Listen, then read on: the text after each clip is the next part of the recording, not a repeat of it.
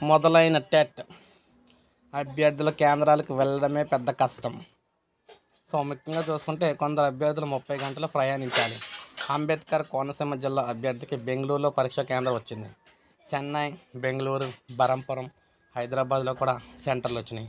నిరుద్యోగులతో జగన్ సర్కారు ఆటలు. ఒక పక్కన అభ్యర్థులు తగ్గినా కూడా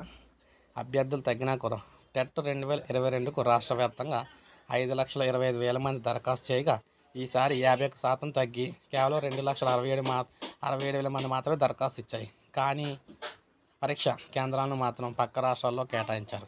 వాస్తవంగా చూసుకుంటే ఈ 2,60,000 మందిలో కేవలం ప్రస్తుతం అయితే చూసుకున్నట్లయితే బిఎడ్ వాళ్ళు దీన్ని రాసిన ఉపయోగం అయితే లేదు కాబట్టి సో వారందరినీ తీసేస్తే మ్యాక్సిమం 1,00,000 లోపే ఇక్కడ ఎస్జిటి మనకి డిఎడ్ వాళ్ళు అయితే ఉంటారన్నమాట. ఈ 1,00,000 మందే మ్యాక్సిమం పరీక్ష ఎగ్జామ్కి అయితే అటెండ్ అవుతారు. ఎందుకంటే మిగిలిన వాళ్ళు రాసిన ఉపయోగం లేదు కాబట్టి.